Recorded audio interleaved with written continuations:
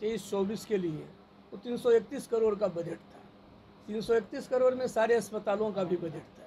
नमस्कार, आप देख रहे हैं न्यूज़ फॉर नेशन। मैं आपके साथ अभिजीत सिंह। पटना के ऐतिहासिक महावीर मंदिर में इस बार का जो बजट है वो 22.5 करोड़ लाया गया है। और वहीं बात करें तो इसको लोगों के लिए, परोपकार के लिए किस तरह से खर्च किया जा रहा है वो सारी से जानकारी दे रहे हैं जो महावीर मंदिर के हैं आचार्य किशोर कुणाल। पहले सुनिए उनकी बातों को, क्या कुछ कर रहे हैं। 23-24 के लिए तो 331 करोड़ का बजट था। 331 करोड़ में सारे अस्पतालों का भी बजट था। लेकिन मैं यहाँ जो बोलता हूँ वो केवल महावीर मंदिर के बजट के बारे में बोल रहा हूँ। तो हम लोगों ने जनवरी फरवरी के तक की जो आय थी उसके आधार पर हम लोगों ने अनुमान किया था कि 31 करोड़ की आय होगी। लेकिन मार्च से इतनी आय बढ़ गई है, मार्च अप्रैल मई के मध्य तक तो अधिक जाएगा। लेकिन अभी 31 करोड़ के बजट पर ही मैं बोल रहा हूँ जो हमने धार्मिक न्यास बोर्ड को भेजा है। तो उस 31 करोड़ के बजट में हम लोग 22 करोड़ 60 लाख रुपया परोपकार पर खर्च कर रहे हैं। और उसी में जो 5.5 करोड़ है वो ये उसी में समावेश है। ऊपर इसको नहीं लिखना चाहिए था, नीचे लिखा हुआ है। तो 22 करोड़ 60 लाख रुपया हम लोग खर्च कर रहे हैं परोपकार पर।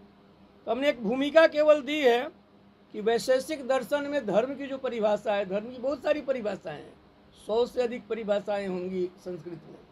मुझे जो सबसे अच्छी परिभाषा लगी है वह है यत्यो अभ्युदय निःश्रेयस सिद्धि सधर्म। कि धर्म क्या है, तो बस बैठते जाइएगा, कागज देते कि जो जिससे अभ्युदय हो, लोगों का उत्थान हो, और निःश्रेयस कहते हैं कल्याण को, जिससे कल्याण हो। तो धर्म की दो ही कसौटी है, अभ्युदय यानी उत्थान और कल्याण। और हमने जो धर्म शास्त्र इतना पढ़ा है तो हमें लगा कि धर्म के 4 स्तंभ होते हैं। एक कर्म कांड होता है, पूजा पाठ होता है, जैसे हम रोज पूजा पाठ करते हैं, कोई हनुमान चालीसा पढ़ता है, कोई मानस पढ़ता है, कोई वाल्मीकि रामायण पढ़ता है, या दूसरे धर्म वाले हैं तो अपना कुरान शरीफ पढ़ते हैं, बाइबल पढ़ते हैं। ये पूजा पाठ हुआ, ये हर व्यक्ति का निजी है, उसमें दूसरे को हस्तक्षेप करने की आवश्यकता नहीं है। दूसरा जो है वह है दर्शन, यानी भगवान है नहीं है, द्वैत है अद्वैत है, आत्मा मरने के बाद जिंदा है नहीं है, पुनर्जन्म होता है, सब दर्शन का विलास है। तीसरा है नैतिक मूल्य। तो नैतिक मूल्य पर हर धर्म पूरा जोर देता है, और जिसके पास नैतिक बल नहीं है वो कोई साधु महात्मा फकीर या कुछ भी जो है अच्छा आदमी नहीं है। हमारे धर्मों की ये कसौटी है। और चौथा है परोपकार, जो सबसे बड़ा स्तंभ है धर्म का। आज के युग में परोपकार की सबसे अधिक आवश्यकता है।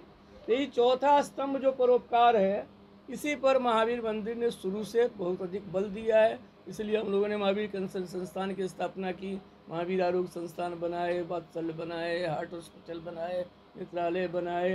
अभी एक सीनियर सिटीजन्स हॉस्पिटल 1 महीने में शुरू होगा। एक बच्चों का देश में पहला कैंसर अस्पताल बच्चों के लिए बन रहा है फरवरी में। ये सब जो है उसी परोपकार के लिए।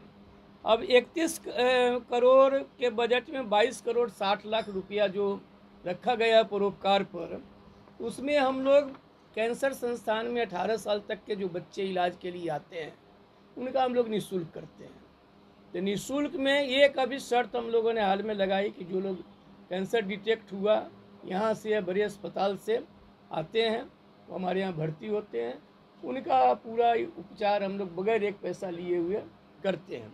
इस मद में 5.5 करोड़ रुपया रखा गया है। कैंसर संस्थान में 18 साल तक के बच्चों के उपचार के लिए रखे गए हैं।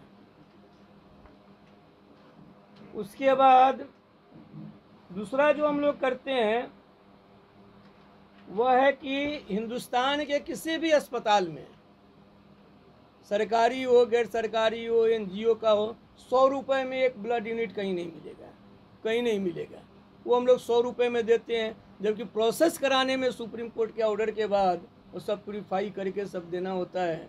500 से 600 रुपये खर्च आते हैं प्रोसेसिंग। तो हम लोग उसमें सब्सिडी देते हैं। उस सब्सिडी मद में रखा गया है 1 करोड़ रुपया इसके लिए रखा गया है। कि जो हम लोगों को 100 रुपये में ब्लड देते हैं उसका यह है। इसके बाद जो मंदिर में वहाँ जो कोई जाता है कैंसर संस्थान में, यदि उसके पास पैसा नहीं है तो हम तुरंत 10 या 15,000 रुपया मंदिर की ओर से देते हैं कैंसर संस्थान में, ताकि वो इलाज जांच शुरू करा सके।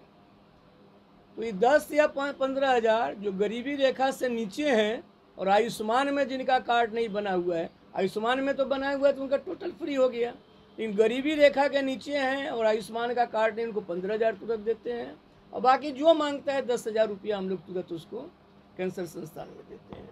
इसके लिए 2.25 करोड़ रुपए उसमें रखे गए हैं। उसके बाद एक गरीब मरीजों के इलाज में विशेष रियायत देने का जाता है, यहाँ से आदेश निकला हुआ है कि कोई भी व्यक्ति मांगे तो हेड को, जो उस विभाग का अध्यक्ष है, 10%, डायरेक्टर को 20% और डायरेक्टर, एडिशनल डायरेक्टर, हेड मिल करके 50% तक छूट देते हैं। और हमने इंसेंटिव उनको दिया है कि आप जो छूट दीजिएगा वो 50% हम आपको यहाँ से भरपाई कर देंगे। उस मद में रखा गया है 3 करोड़ रुपया। उसके बाद जितने अस्पताल हमारे चलते हैं, जितने लोग भर्ती हैं, सबको तीनों शाम हम लोग मेन्यू के अनुसार निःशुल्क भोजन देते हैं। बैठ जाइएगा। तो निःशुल्क भोजन हम लोग तीनों शाम देते हैं। इसके अलावे यहाँ दरिद्र नारायण भोज होता है, और हम लोग अयोध्या में राम रसोई चलाते हैं, सीतामढ़ी में सीता रसोई चलाते हैं। इस मद में रखा गया है, ये 3.5 करोड़ रुपया होगा, 3.5 करोड़ रुपये इस मद में रखे गए हैं केवल भोज के, राम रसोई, सीता रसोई और इसमें दरिद्र नारायण भोज में। और 1 करोड़ 20 लाख रखा गया है अस्पतालों को, मरीजों को निःशुल्क भोजन देने में। इसके बाद अंत में है एक दलित उत्थान के लिए 20 लाख, और बाकी गरीब, मान लीजिए कोई किडनी से किसी का फेल कर गया है, पैसा उसको चाहिए, यदि बड़े अस्पताल में इलाज करा रहा है, कुछ कर रहा है, तो उस मद में 50 लाख रखे गए हैं। इस प्रकार करीब 20 करोड़ का बजट दिया गया है। 3 करोड़ हम लोगों ने रखा है कि जिसको ज़रूरत होगी वो बाद में और भी हम लोग बढ़ाएंगे। मान लीजिए कि हमने टारगेट किया कि 3 करोड़ रुपया कैंसर संस्थान में आप छोड़िए, वो 4 करोड़ छोड़ते हैं तो हमें उसका 50% देना होगा। ये रखा गया है 22 करोड़ 60 लाख रुपया। इस पर किसी को पूछना हो तो पूछ लीजिए, फिर आगे मैं बढ़ता हूँ।